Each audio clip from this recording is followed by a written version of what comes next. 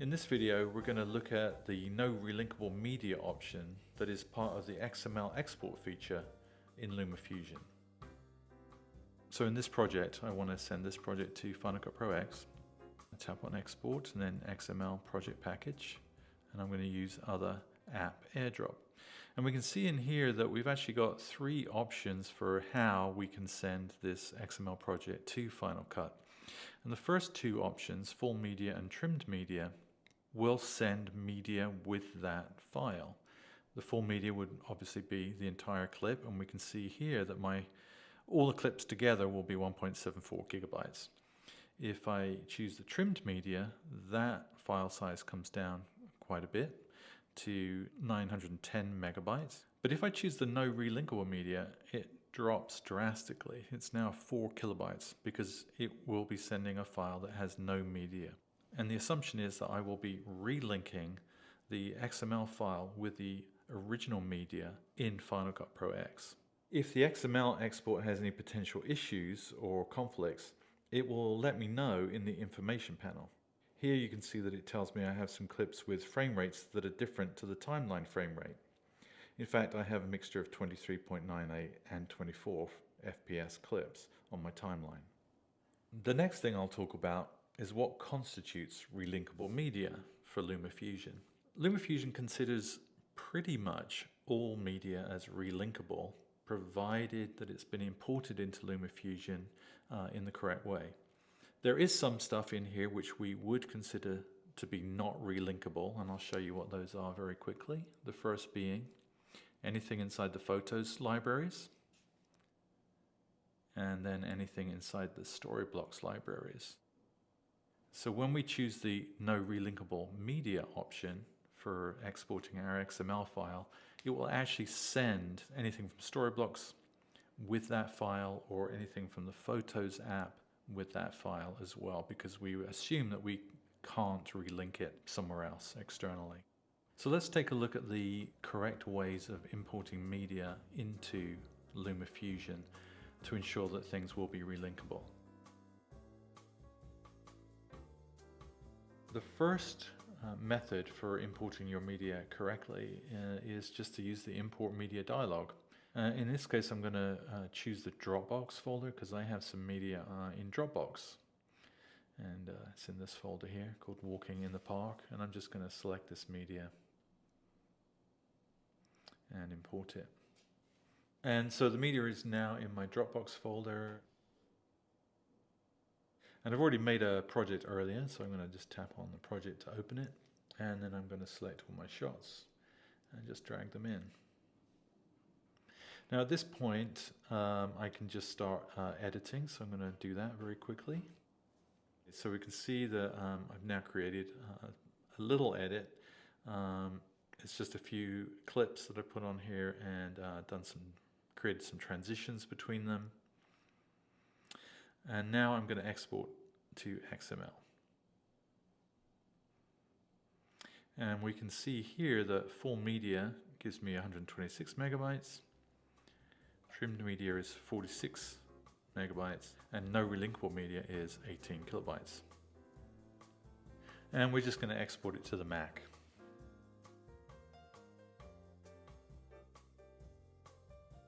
Now we can see, looking at the Mac desktop, I have my zip file here. Now this is the file that I sent from LumaFusion to the Mac via AirDrop.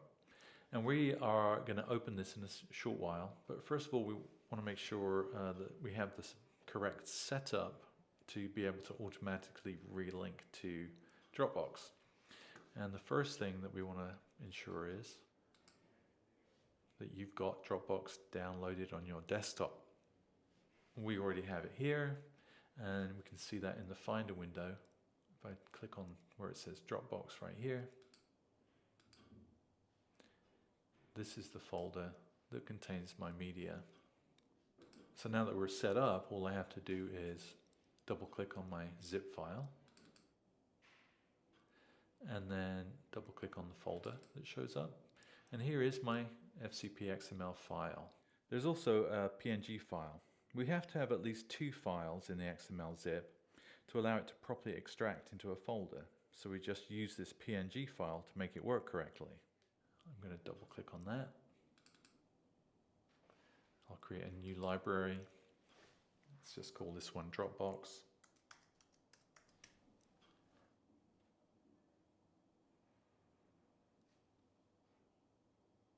And here it is, the media. Here's my timeline. And the media has already downloaded and has populated my edit. So this is an automatic relink because I have Dropbox set up on my Mac.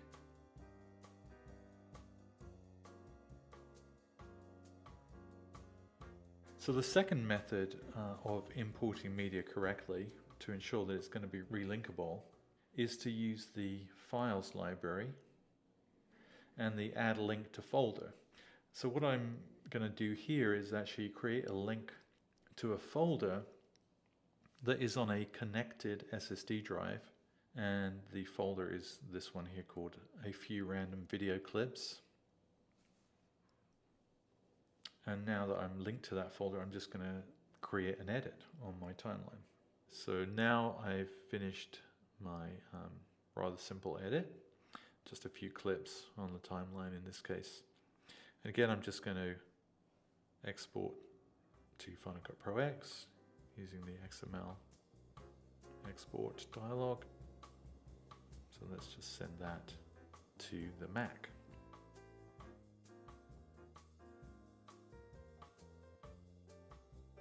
Now we're looking at the Mac, and we're looking at this file right here, this zip file. It's called Cooking in the Kitchen. This is the file that we have used with the SSD drive.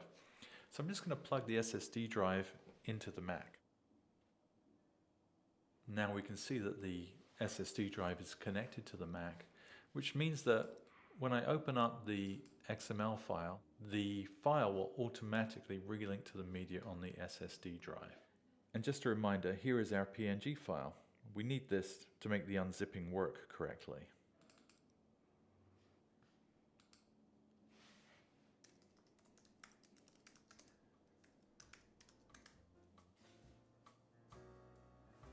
And we can see immediately, because the SSD drive is connected, that this timeline has automatically relinked to the footage on the SSD drive.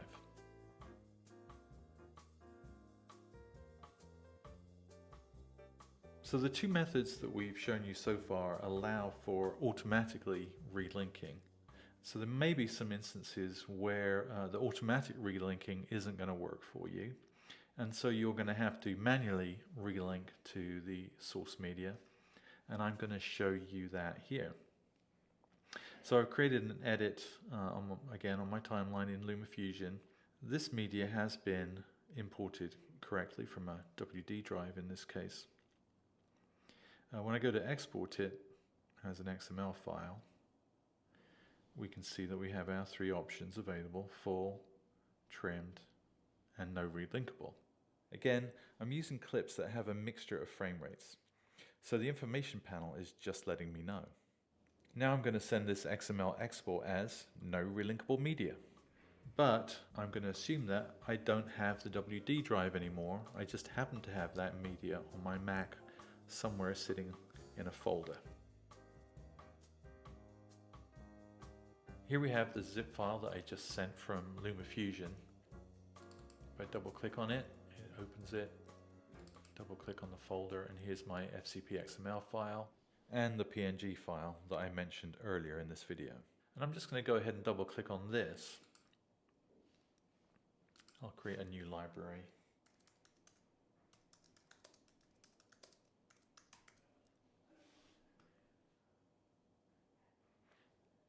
And we can immediately see that the timeline is devoid of media because there is no, in this case, there is no automatic relinking. I actually have to manually relink my media. So I just have to select the clips on the timeline or the clips in the library. It doesn't really matter. And then from the files menu, select relink files. These are all the files that I need to relink, so I'm going to locate them. And they are actually in my documents folder right here. So I just select the folder, click choose, and here they are, and then click on relink files. Double click on this, and now the timeline has been relinked to the original source media. If you have any other questions about XML or anything else, then please contact us at support@luma-touch.com. Thanks.